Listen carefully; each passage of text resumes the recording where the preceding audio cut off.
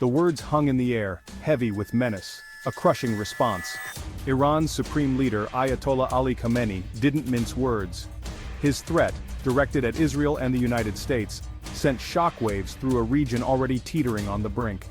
The Middle East, a tinderbox of ancient grievances and modern rivalries, braced itself. The potential for a conflagration was all too real. Khamenei's words were not empty rhetoric. They came against a backdrop of escalating violence, a dangerous spiral that threatened to drag the region into chaos. Recent attacks, shrouded in a fog of claim and counterclaim, had inflamed tensions. Israel, Hezbollah, Iranian interests, all had been drawn into the vortex. The world watched with bated breath. Would these latest incidents be the spark that ignited a wider war? The possibility hung heavy in the air. The Middle East, so often scarred by conflict, stood at a crossroads. The path ahead was fraught with peril. The roots of this crisis run deep, entwined in historical grievances and geopolitical rivalries. The Israeli-Palestinian conflict provided the backdrop. Hezbollah, the Iran-backed militant group, emerged as a key player. Recent events have heightened tensions. Israel responded to Hezbollah's rocket attacks with airstrikes in Lebanon. The situation escalated rapidly. The risk of miscalculation loomed large. Reports of attacks on Iranian interests added fuel to the fire. Accusations pointed fingers at Israel, inflaming the situation. Iran vowed a swift response. The situation was a tinderbox, threatening a wider conflict. The Middle East stood on the precipice. The world held its breath, hoping sanity would prevail. The specter of war hung heavy over the region. The potential for escalation was undeniable.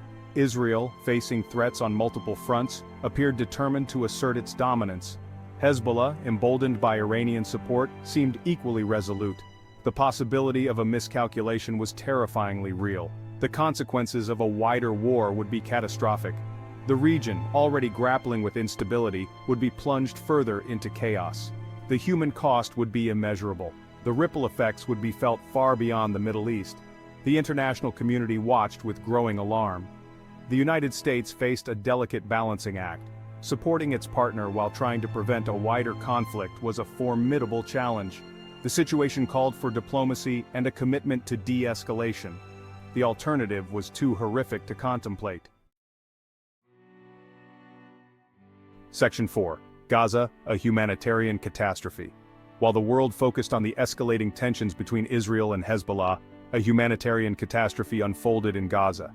The Palestinian enclave, already reeling from years of conflict and blockade, was once again caught in the crossfire.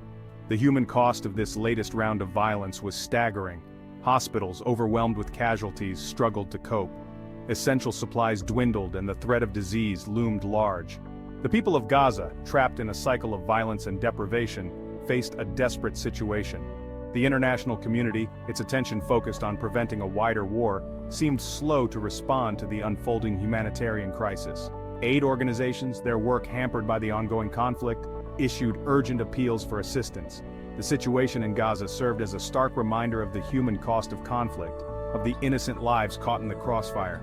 The world could not afford to turn a blind eye to their suffering. Section 5. A plea for diplomacy. As tensions soared and the drums of war beat louder, a chorus of voices rose, urging restraint and calling for diplomacy. The international community, recognizing the gravity of the situation, scrambled to find a path to de-escalation. The stakes were simply too high to let the situation spiral further out of control. The United Nations, its credibility often questioned, found itself thrust into the role of mediator. Diplomatic channels, long dormant, were reactivated. World leaders, their words carrying the weight of responsibility, urged calm and a return to dialogue. The message was clear: violence was not the answer, but diplomacy in this volatile and complex environment was a fragile thing. Mistrust ran deep, and past grievances cast a long shadow. Finding a solution that addressed the concerns of all parties, one that offered a path to lasting peace, would require patience, compromise, and a willingness to break free from the cycle of violence.